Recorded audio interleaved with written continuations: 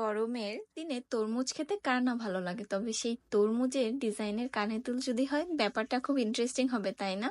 Hello everyone, আমার আজকের request হচ্ছে ক্লে দিয়ে কানের দুল বানানো। যেহেতু সামার, তাই আমি কানের দুলের ডিজাইনটা রেখেছি ওয়াটারমেলন। প্রথমে আমার হাতে বানানো ক্লে থেকে কিছুটা ক্লে নিয়ে এটাকে ভালোভাবে মধ্যে ছোট্ট একটা পাতলা রুটি বানাবো, দেন এটার মাঝ বরাবর ভাগ করব। এখন আমার কাছে মনে হচ্ছে শেপটা ভীষণ বড়, তাই এখান থেকে এক টুকরার মাঝখানে আমি আরেকটা টুকরো করে নিয়ে তারপর দুইটার মাঝখানে একটু হোল করে নিব, যাতে আমি কানের দুলে জাম্পিং অ্যাটাচ করতে পারি।